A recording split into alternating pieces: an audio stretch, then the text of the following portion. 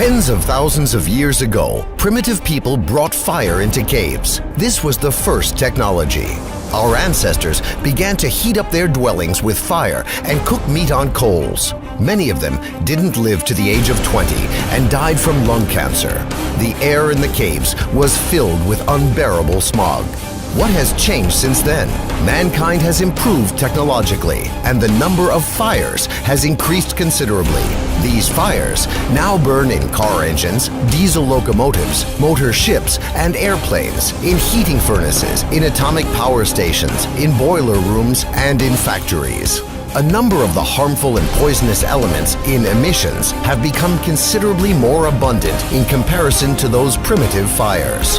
Thanks to surface and air transportation, we are breathing air, drinking water, and eating food products that contain a bit less than half of the components of the periodic table of elements: nitric oxide, carbon, sulfur, aldehyde, benzopyrene, soot, mercury, arsenic, lead, chlorine, polynuclear hydrocarbon, and radioactive isotopes. The list of these scary names can go on forever.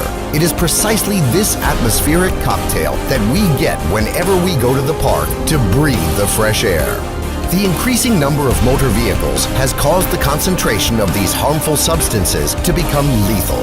There's also no point in forgetting about aviation. Each launch of a heavy rocket, as well as every flight of a multi-engined aircraft, creates a hole in the ozone layer that is comparable in size with the area of a European country.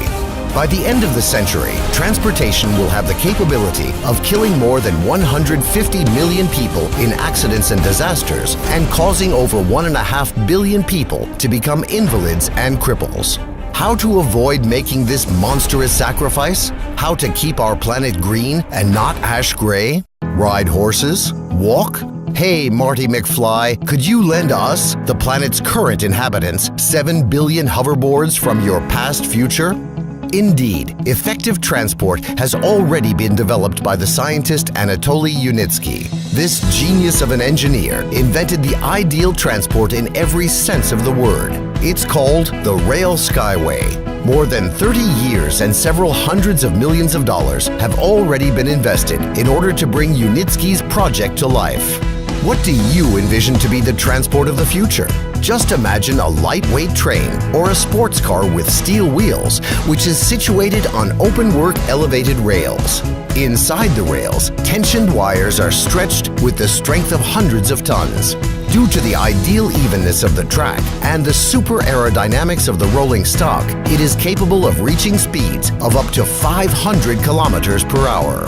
The cost of the trip to you will be 7 times cheaper than that of a conventional train. The level of safety will be 2,000 times higher than traveling by automobile, and a trip will require 10 times less electrical energy or fuel. And that's not the whole story. The tensioned wire rails are mounted onto lightweight but exceptionally durable supports that make it possible to save the layer of fertile soil, which is currently located under highways and railways, from destruction, an area 4 times greater in size than the total territory of Great Britain. This soil will remain alive, it will breathe, and the green plants growing on it will produce sufficient oxygen for billions of people to breathe.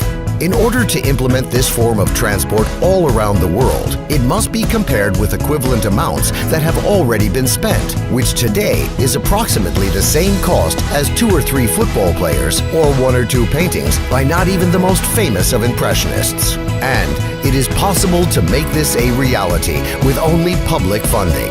This is precisely the type of transport that is needed by you and me, and only we can cause this project to become a reality. Become a co-investor of the public transport future.